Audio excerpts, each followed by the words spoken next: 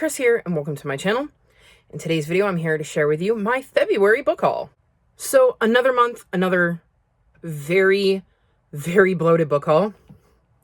We're going to try to get that under control in March. We'll see, because eventually I'm just not going to be able to keep up with the amount of books if I keep buying them at this rate. So let's dive in to what I got in February, and you can see some of the interesting choices I made given my 2025 goals. So first up, I got The Fall Risk, which is an ebook by Abby Jimenez. This is a short little novella that follows Charlotte and Seth, who are neighbors, and their landlord accidentally removes their stairs. And so they're stuck in their apartments together on the second floor until Monday, when the construction crew can repair their stairs and put their stairs back in. And each of them is going through some things and end up kind of sharing while having only each other for company.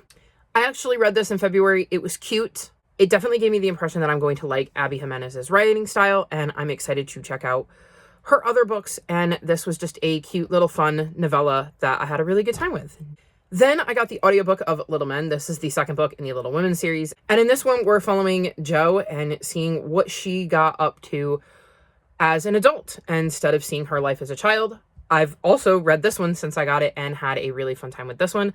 I really love the Little Women series, and I'm having a good time with them. So happy to have had the audiobook for this one. Then I got All Fudged Up by Nancy Coco, which is the first book in the Candy Coated Mystery series. This is a cozy mystery series, and I believe it was one of the free ebooks that Barnes & Noble was offering to members. It looks like we're going to follow Allie, who is doing renovations at an old hotel that's been in her family for generations, and ends up finding an actual corpse inside of one of her closets. And it turns out to be a person who had a long-running feud with her dear departed grandfather, which makes Allie the #1 suspect.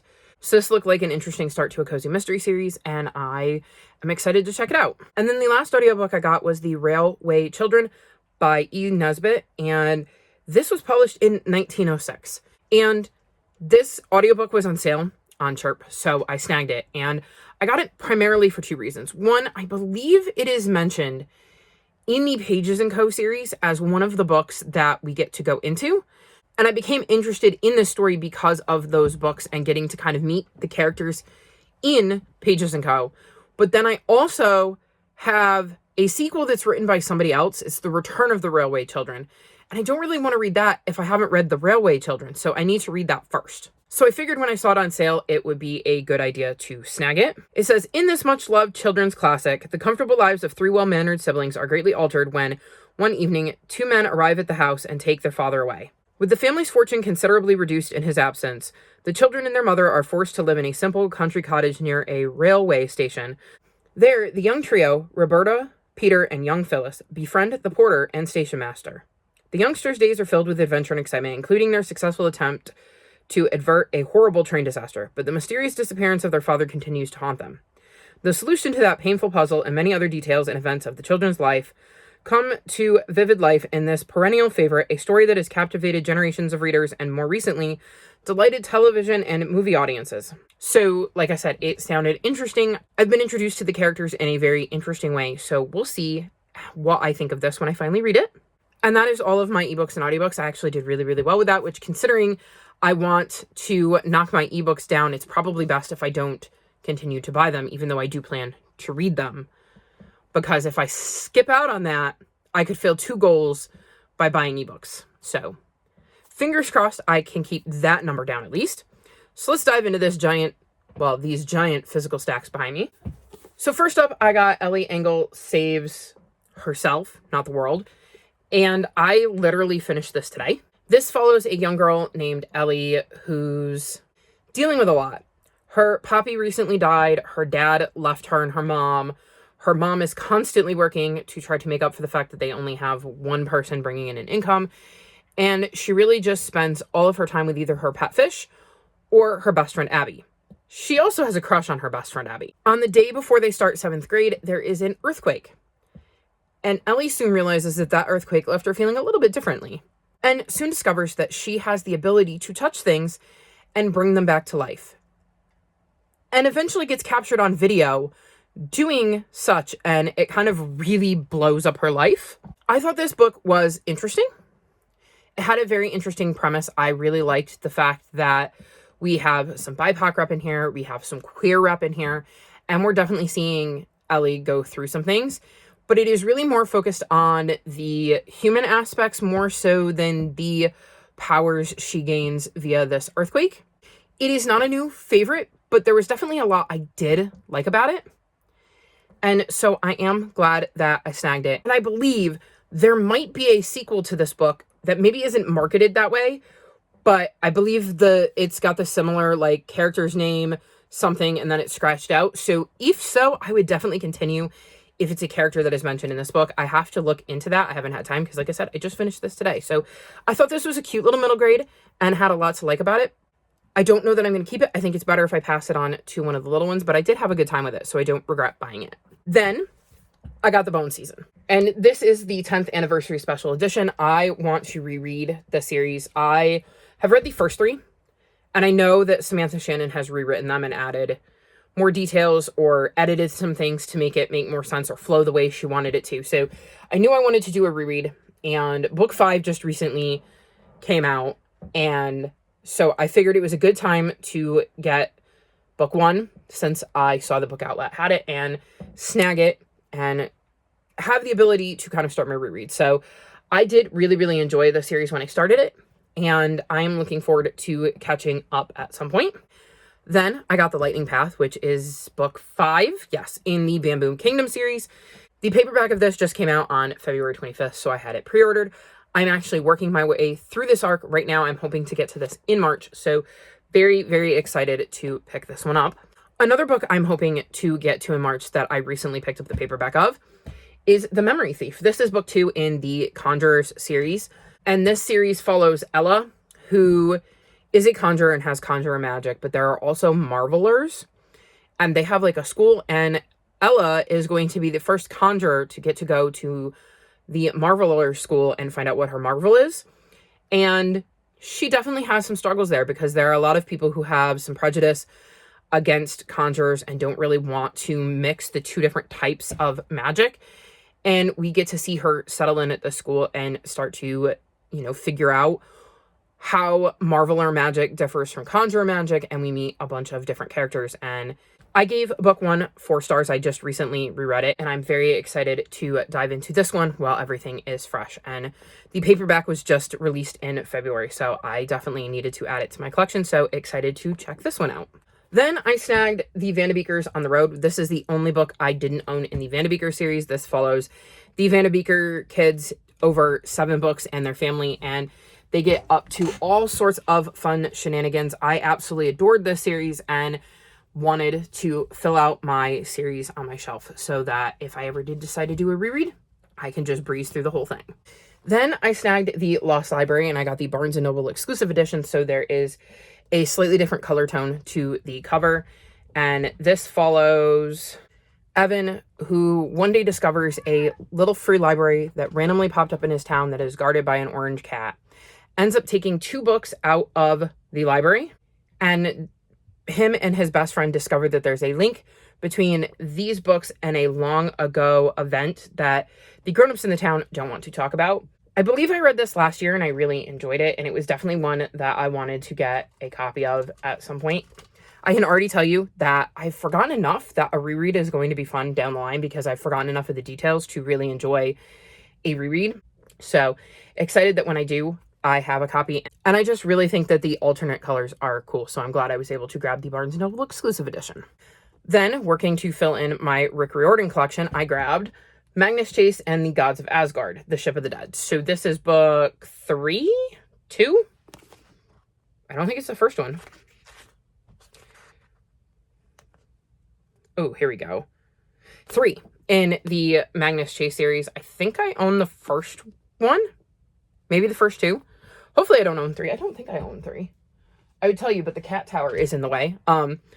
Either way, this is one of the books in the Magnus Chase series. This is his Norse mythology-based series that is connected to the greater Percy Jackson universe. All of his mythology books so far are in the same world. So I think that's really, really cool. And I really enjoyed the series. I haven't reread this one yet.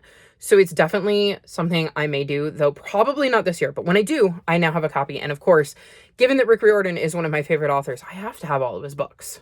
Then I got Killing Me Souffle by Ellie Alexander. This is the newest book in the Bake Shop Mystery series. And I need to know what happens. The way the last book ended meant that I absolutely had to have this book. And my library does not have a copy. I didn't know if my library was going to get a copy, and if they didn't, I didn't want to have to wait 6 months to find out what happens next. So I decided I was going to pre-order the latest book. I am very excited to get to this. This is another one I don't think I'm going to be able to get to in March, but hopefully in April, I will be able to dive back into the series and catch up. Then I grabbed Wild Spark by Vashti Hardy. Do I know what this is about? No. Do I care? Not really. It's written by Vashti Hardy, and she is somebody who I've read enough books from and loved that I would get the book just because she wrote it. So no idea what this is about. It says, in Medlock, machines don't come to life. Life comes to machines. So sounds interesting, and it gives me Crowfall vibes, which is another book by her. So if I enjoy this as much as I enjoy that, then it was definitely a good buy on my part. Then I snagged The Bullet That Missed by Richard Osman. I believe this is the third book in the Thursday Murder Club series. This is a series that follows a group of septuagenarians as they solve crimes. It's hilarious. I love the series. I believe he is now going to be alternating between his two series because he started a new series last year. So I think at some point this year we might get book 5. If not, then I would expect it in early 2026. And it definitely is a series I can see myself down the line rereading just to enjoy the hilarity of this friend group and these situations and cases they find themselves involved in. Then I got The Case for Jamie, which I believe is the third book in the Sherlock Holmes series. And this is a YA Sherlock and Watson retelling that follows descendants of Sherlock and Watson. And I enjoyed the first one, and at some point would like to read books 2 and 3. I now own them both. So given that this is book 3 and I'm trying to get through my 2025 reads, it looks like it's a series I'm going to catch up on because I don't think there's a book 4. If not, I will make it a priority to read book 4. So either way, it is giving me the incentive to at least get through the first 3 books. Then I got Cursed Cocktails, and this is a cozy queer fantasy, and it is one I've had my eye on for a long, long time. Barnes & Noble gave me a $5 coupon for my birthday, and I decided this was what I was going to spend it on.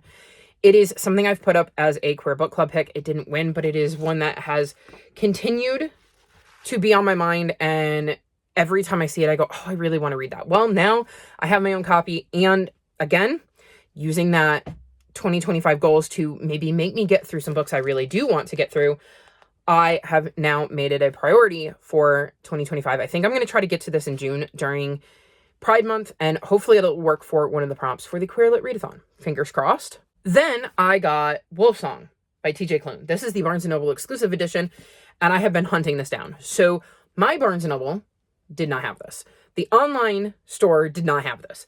The closest Barnes & Noble that had this was about an hour away, and that just did not work for me. So I have been keeping my eye on like Pango and Mercari and looking for somebody who was reselling it, and finally it popped up on Mercari, and within like 2 minutes of getting the alert, I had bought it because it has these beautiful sprayed edges. And if you watched January's haul, you would have seen that I had Heartsong, and I wanted my copies to match. I read this at the end of last year and enjoyed it far more than I was expecting to, given that I knew there were going to be some spice scenes and I wasn't quite sure about the premise, even though I knew I liked TJ Klune's rating. So I'm so happy that that user on Mercari decided to sell their copy because it looks like it's in perfect condition. So very excited to have this one for my shelves. Next, I'm going to mention that I got volumes 1, 2, 3, 4, and 7 of Cat and Gamer. This is a manga series that follows a woman who ends up adopting a kitten that was found abandoned at her work's parking lot, knows nothing about cats, but loves to play video games. So applies video game logic to raising this kitten she now has. And I have read the first 4. I believe I've read the first 5 actually, but 7 was coming out, so I pre-ordered it. So I now have 7 as well. I absolutely adore this manga series and 1000% will reread it at some point. So I have now officially got all of the books that are out in this manga series because I pre-ordered 5 and 6, even though I haven't read 6, and I have now pre-ordered volume 7. So very, very excited to have these for my shelves. Then I got The Nightingale. So this is the 10th anniversary edition. And y'all, look how pretty the sprayed edges are. We have the beautiful Paris Eiffel Tower end papers, and then the gorgeous foiling on the hardcover. This is one of my favorite books that I have ever read. It is a historical fiction that follows two sisters during World War II. It absolutely ripped my heart out, and I just love it. It is one my mom absolutely loves too. It's one of her favorites, and she is somebody that likes psychological thrillers and crime thrillers. So like where you're following a detective. And so the fact that we crossed over on this and we both agree that it's one of our favorite books when our reading tastes are very, very different speaks loads to how good this book was. It is, I think, one of the books that really made me get back into reading. It was one of the first books I read when I started to pick up books again back at the end of 2018, beginning of 2019. And I loved it so incredibly much. And I just am so happy to have this gorgeous edition for my shelves. Then I got a gift from Omi. The gift note says, "Happy early birthday, Chris. I know it's early, but I wanted to make sure the books got to you." So Omi sent me some books for my birthday, which was February 23rd. And they got me Murder at the Inn, which is book 3 in the Firefly Junction series. I'm so happy to have a physical copy of this and not have to read the ebook. It is super, super exciting. I do have access to the ebook, but I'd much rather read the physical version, obviously. In this series, we're following Sunny, who is a journalist who is renovating the house she's living with. I think it's her goal to maybe make it like a bed and breakfast or like an inn. Funny enough. And I really enjoyed the first book. I believe I gave that one 5 stars. I didn't enjoy the second one as much, but it could have been second book slump because that's happened in a lot of series. So I'm very excited to continue on with book 3 and see where the series go from here. So thank you to Omi for this one. And that wasn't the only thing they got me, because I am now the proud owner of the Heroes of Olympus, the 10th anniversary edition box set. Omi, I cannot believe you got this for me. That's like crazy. Because I have every book in this series, but I have, I think, the first 3 in hardcover and the second 2 in paperback. So I love that I now have a set that matches. Not that I'll get rid of the other ones, because I'll probably read those and use these to be pretty ones on my shelf. But I now have a box set of this and of the original series. So I'm definitely going to have to do some maneuvering on my shelves, because I know I have pre-ordered, I think, 2 Rick Riordan books, because I pre-ordered a very pretty special edition of the Sea of Monsters that I believe is going to match my special edition of The Lightning Thief. And then I pre-ordered a pretty paperback of the Chalice of the Gods, which is book 6 in the Percy Jackson series. And Rick Riordan just announced that we are getting the second book in the Nico D'Angelo adventures. So I'm going to be pre-ordering that one. And there's like 6 different copies, and I don't know which one I want. So thank you, Omi, for continuing to add to my Rick Riordan collection. And just, I cannot believe you did this, and I'm absolutely in love with it. Thank you, thank you, thank you, thank you, thank you. Speaking of gifts, Phoenix sent me a box with all sorts of goodies, and it included 2 books. The first being Devon's Island by S.I. Clarke. This is another Queer Book Club pick that didn't win, but is one that Phoenix really, really loves and wants me to read, and it definitely sounded interesting. So they sent me a copy. And then the other is Alcatraz versus the Evil Librarians by Brandon Sanderson, and this is an ARC copy that they had that they thought I might enjoy, since they know I do seem to like Brandon Sanderson. So since they weren't planning on rereading it, they decided that it would be best to send it my way. So I now have these 2 books on my shelves, thanks to Phoenix. Thank you, Phoenix, for sending them my way and for the goodie box. I really enjoyed it. Next, I got Brewed with Love by Shelley Page. I believe this is a queer romance. It says, plant witch Sage Bishop intends to run her family's apothecary one day. The doors just have to stay open until she can take over from her Nana. That's why she spends all her time perfecting a heartbreak tonic that'll put Bishop Brews on the map to compete with a magic superstore. She certainly doesn't need their latest hire and her ex-best friend, Ximena Reyes, causing any distractions. Alas, at the first sight of Ximena's cheeky smile, Sage flees the shop, allowing someone to break into Bishop Brew's and steal the tonic she's been tinkering with, one that wipes their high school cheer captain's memory. With Bishop Brew's now at risk of being shut down, Sage reluctantly partners with Ximena to find the culprit. As the mystery deepens, so do pesky old feelings. Their first kiss and Ximena's subsequent ghosting keep replaying in Sage's mind. Will she resist Ximena's charm, or will she let it work its magic for a second chance at love? This just sounded like it was going to be a cute little fantasy romance, and I snagged a copy. And hopefully it will be as wonderful as the cover, because I think the cover is absolutely gorgeous. Next, again, pretend to be shocked, I got The Elder's Quest. This is the first book in the next arc in the Warrior series, and one of the only exceptions to the you need to read every book you haul in 2025 and 2025, because I want to do what I did with the last arc, and that's when the entire arc is out, read all 6 books. So that will probably be a few years from now. But in the meantime, I have decided I'm going to collect them. I don't know what we're getting up to in this arc. I don't want to know, and I couldn't tell you even if I wanted to, because it's probably got spoilers for other various arcs and characters and stuff like that.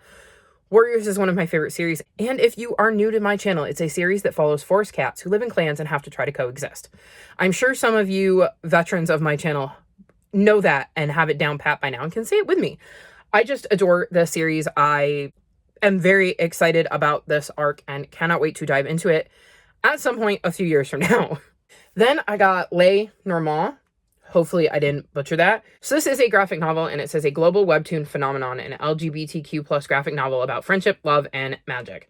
So we have Sebastian, a demisexual boy with main character hair, and a bunny named Pierre. Meet Elia, a hot supermodel, vampire neighbor, and crush. And I guess we're going to be following Elia, Sebastian, and their friends as they navigate the ins and outs of datings in a modern paranormal love story. It looked interesting, and I am definitely willing to branch out into some graphic novels, so we'll see what I think of this one.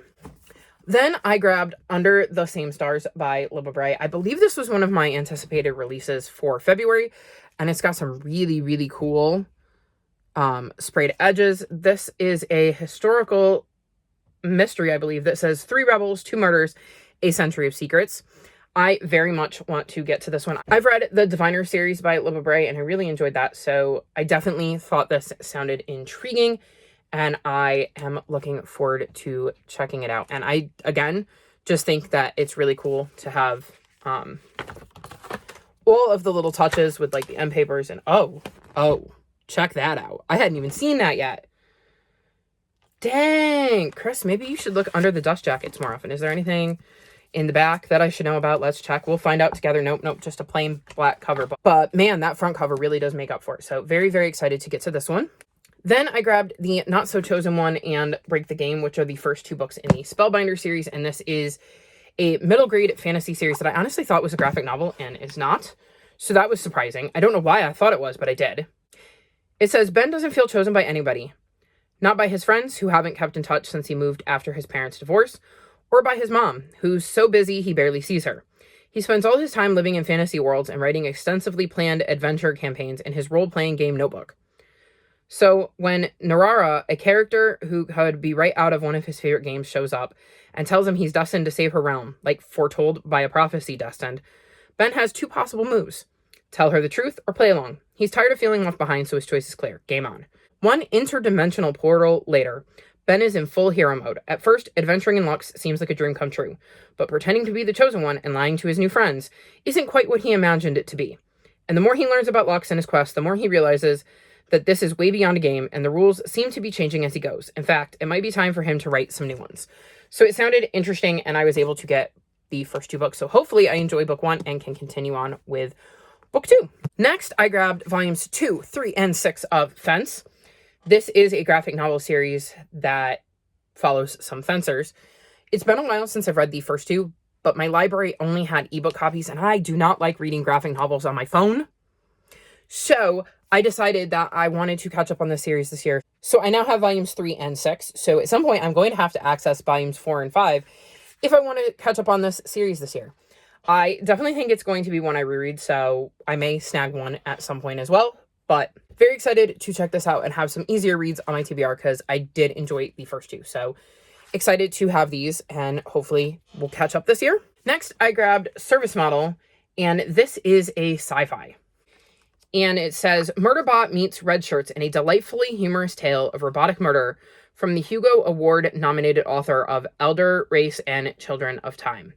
To fix the world, they must break it further. Humanity is a dying breed, utterly reliant on artificial labor and service. When a domesticated robot gets a nasty little idea downloaded into their core programming, they murder their owner. The robot discovers they can also do something else they never did before. They can run away. Fleeing the household, they enter a wider world they never knew existed, where the age-old hierarchy of humans at the top is disintegrating into ruins, and an entire robot ecosystem devoted to human well-being is having to find a new purpose. Sometimes all it takes is a nudge to overcome the limits of your programming. I believe I saw this on Leandra's channel, and it sounded really interesting, and I believe she really, really liked it. So when I saw a copy on Book Outlet, I decided to snag it. I'm hopefully going to be reading more sci-fi, as it is a genre I do enjoy, but tend not to be drawn to. So this is going to force me to add a little bit more sci-fi to my reading in 2025. Then I grabbed The Ghost Keeper, and this is a graphic novel that follows Dorian, who can see ghosts. And apparently he listens to their problem and tries to help them move on to the afterlife. And it's made him an outcast to everyone except for his dearly departed grandmother, who he's partnered with to turn this paranormal ability into an honest living, and the local bookshop owner, who seems to be the only non-deceased person willing to give him a chance. But it's worth it to Dorian because he gets to help people. Then one day the key to Death's Door is stolen, trapping all the ghosts in the land of the living. Since he's the only one who can see them, the spirits rely on him to retrieve the key before it's too late. If they can't move on, they'll soon be consumed by the ghostly rot that has begun to plague them. As the rot continues to fester and spread, and the ghosts become desperate for relief, Dorian must do whatever it takes to find a way to bring peace to the restless dead, even if that peace costs him his own. So I thought this sounded really, really interesting. Phoenix actually just recently read this and adored it. It did warn me that it does deal heavily with death and grief. So hopefully I will be in a good headspace when I read it, because the art just on the cover looks absolutely gorgeous, and I just want to dive into it. It sounds so intriguing. So fingers crossed whenever I do read it, I'm in the right headspace to really appreciate the book, since I trust Phoenix's judgment. Then I grabbed The Last Call at the Nightingale, The Last Note of Warning, and The Last Drop of Hemlock, which are the first 3 books in the, I don't know what the name of the series is. It's a good question. Well, they're the first 3 books in this series by Catherine Shellman, and I've read another series by Catherine Shellman and really enjoyed it.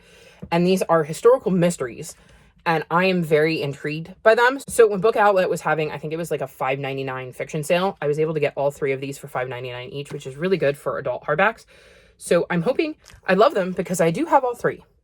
And if I don't love them, well, I mean, I could DNF the series and just unhaul them. But if I am kind of in the middle where, like, I want to continue the series, but I don't love it, I still have to continue it this year, because I bought them and I'm trying to read all the books I haul this year. So this could be very good or very bad, depending on how I feel about the series. Next, I grabbed In Deeper Waters by F.T. Lukens. A review from author Beth Revis says, "Pirates and princes, magic and mayhem. This book has it all." So I believe this is another fantasy romance, and I think it's queer, but it involves pirates. And I think I've seen it around on BookTube, and it sounded interesting, and I had the chance to grab a copy. So we're going to see if I end up enjoying this one. Then I grabbed Ren Martin Ruins It All by Amanda DeWitt. Amanda DeWitt wrote Aces Wild. Is that what it's called? I think that's what it's called. Yes, Aces Wild. See, it's here on the back. And I read that for a Queer Lit Readathon and absolutely loved it. So I'm hoping I love this one too. It says that now that Ren Martin is student council president, on a technicality, but hey, it counts. His first order of business is to abolish the Valentine's Day dance, a drain on the school's resources and general social nightmare, especially when you're asexual. But Leo Reyes, vice president and annoyingly perfect student, has a solution to Ren's budget problem. A sponsorship from Buddy, the popular anonymous not a dating app. Instead of a danceless senior year, Ren is now in charge of the biggest dance Rapture High has ever seen. He's even secretly signed up for the app. For research, of course. When Ren develops capital F feelings for his anonymous match, things spiral out of control. Ren isn't sure what will kill him first. The dance, his relationship drama, or the growing realization that Leo's perfect life might not be so perfect after all. So I'm very, very excited to check this one out. I am so happy to have a book with Aesop on my TBR. And if I enjoy it as much as Ace is Wild, this is going to be a hit. Then I grabbed I Shall Never Fall in Love by Hari Connor. And I believe, yes, it's inspired by Jane Austen in queer history. Because I was going to say, I believe it's somewhat of a Pride and Prejudice retelling. And we're following George, who has major problems. They've just inherited the failing family estate, and their feelings for their best friend Eleanor have become more complicated than ever. Not to mention, if anyone found out they were secretly dressing in men's clothes, George is sure it would be ruination for the family name. And Eleanor has always wanted to do everything quote-unquote right, including falling in love, but she never met a boy she was interested in. She'd much rather spend time with her best friend George and beloved cousin Charlotte. However, when a new suitor comes to town, she finds her closest friendships threatened, forcing her to rethink what quote-unquote right means and confront feelings she never knew she had. So I very much want to check this out. It sounds like it's going to be a fun read. I've never read Pride and Prejudice, but I don't know that I really have to. Hopefully not. And I'm looking forward to checking this one out. Although, you know, who knows? Maybe I'll read Pride and Prejudice before I get to this. We'll see. We're almost to the end, I promise. Then I got Grave Expectations by Alice Bell. This is a mystery that I saw mentioned on Leander's channel. I'm absolutely positive about that, and it sounded super, super intriguing. Almost authentic medium Claire and her best friend Sophie agree to the seemingly simple job of performing a seance at a party in a crumbling old manor in the English countryside. The pair have been friends since they were teenagers, and while everyone else is convinced Sophie ran away from home at 17, Claire knows the truth. Sophie was murdered and has been haunting her ever since. Despite this unconventional arrangement, Claire and Sophie are unprepared for what they encounter at the manor. A ghost, tragic and unrecognizable, and clearly the spirit of someone offed at the previous year's party. Given her obsession with crime shows, Claire decides they're the perfect people to solve the case. And with the help of the only obviously not guilty members of their posh host family, sexy ex-policeman Sebastian and far too cool non-binary teen Alex, they launch an investigation. As Claire desperately tries to keep a lid on a shameful secret that would surely alienate her newfound friends, the gang must race against their own incompetence to find the killer before the killer finds them. This sounds incredibly intriguing, and I am very, very excited to check this out. And funnily enough, my mom is also interested in it, so that is a double win. Then, a book you might be surprised I snagged, Trust of the Emerald Sea. So this is some way, shape, or form involved in the Cosmere, and I am doing a Cosmere read-along on my channel. My Discord is linked below if you'd like to come join us. We're following Brandon Sanderson's reading recommendations, and this comes up right after Era 1 as an option. So I'm hoping that when we decide where we're going to go after Mistborn Era 1, I can convince everybody to pick this one up, because that would be very, very helpful since I have to read it this year, since I did buy it this year. Though I will give myself a bit of a break if we decide not to go that route, because I snagged it because I could, and I knew I was going to read it eventually. So if it doesn't work out for the order we decide to read things in, then I will kind of count it like the Warriors series. Like, I will read it when it makes appropriate sense for me to read it based on the order I'm reading things in. Kind of like with Warriors, I want to wait until all 6 books are out, so I can't read that right now because it's only the first one. Anyways, I don't know anything else about this other than that it is written by Brandon Sanderson and somehow is part of the Cosmere. So we'll see what I think of this when I get to it, but I've heard good things and I'm excited for this one. This was one I wanted to read, and based on the description at the time, I've forgotten it since then, was part of the reason I considered trying to reread Mistborn and get into the Cosmere. So we'll see when I get to this one. Then I grabbed The Bones Beneath My Skin by TJ Klune. I think this is a book he released years and years and years ago, but now it has like its first official proper release, and I believe it is a sci-fi. It says, in the spring of 1995, Nate Cartwright has lost everything. His parents are dead, his only brother wants nothing to do with him, and he's been fired from his job as a journalist in Washington, D.C. With nothing left to lose, he returns to his family's summer cabin outside the small mountain town of Roseland, Oregon, to try to find some sense of direction. The cabin should be empty. It's not. Inside is a man named Alex, and with him is an extraordinary 10-year-old girl who calls herself Artemis Darth Vader. But Artemis isn't exactly as she appears. Soon it becomes clear that Nate must make a choice. Let himself drown in the memories of his past, or fight for a future he never thought possible. Because the girl is special, and forces are descending upon them who want nothing more than to control her. I do believe this is a sci-fi, and I am willing to give anything TJ Klune writes a try, because I've enjoyed too much of their work to not give all of their books a shot. Then a book I was excited for and now am a little bit nervous for is a book of the month pick, Watermoon. This is a translated fiction, and the reason I'm nervous for this is because Steph from Stuff Loves did not enjoy this book, but Jade from JD Ray Reads did. So I've heard mixed things about it. It says, a woman inherits a pawn shop where you can sell your regrets, and then embarks on a magical journey when a charming young physicist wanders into the shop in this dreamlike and enchanting fantasy novel. So like I said, I've heard mixed things. It sounded interesting. So fingers crossed I fall on the Jade side of the spectrum more so than the Steph side. Then a book I know is in one of my anticipated releases 5 on Friday videos. Famous Last Words by Gillian McAllister. This is a thriller, and it says, one morning he's your husband, by nightfall he's a criminal, and these are his famous last words. So I'm hoping that by the time I pick this up, a lot of the description will have faded, but I know that it sounded interesting. I read another book by Gillian McAllister and really enjoyed it, which is why I was even looking at this one, and it sounded interesting, so we'll see if I like it. This is also a book of the month book, and if I don't, my mom probably will, so at least I'll have that. And then last, but certainly not least, The Dark Mirror. This is where I'm questioning my choices. I did say when I mentioned that I hauled the Bone season that I wanted to reread this series. Well, this is why. There was a deal on Books A Million where you could get this for 50% off. And I could not resist because that's a fantastic deal for a brand new pre-ordered hardcover.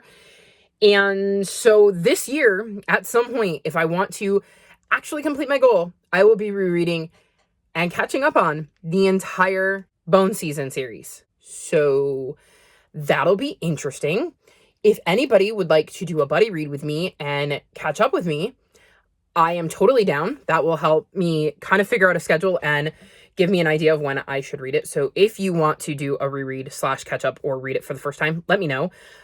Because I will 100% be reading this in 2025 if I want to complete my goals. And I really, really, really like completing goals. So we'll see how I manage with this. So there you have it. That was my February book haul.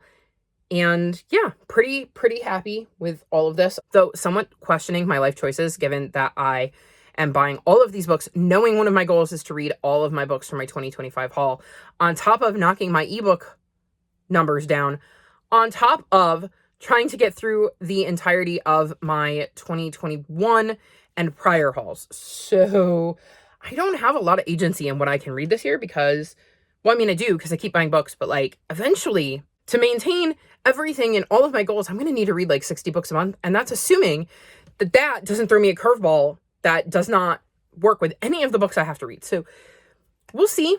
Hopefully when I come back to you with March's haul, it will be slightly smaller. Fingers crossed. I know I've pre-ordered some books, but hopefully I don't go completely overboard like I have in the first 2 months of the year. So of the books I mentioned, which is the one you are most curious about? Let me know in the comment section below. All of my social media is linked in the description below if you'd like to come chat with me. If you've made it this far in the video, leave me bone emojis in honor of the Bone season series. Like this video and subscribe to my channel, and I'll talk to you next time. Bye!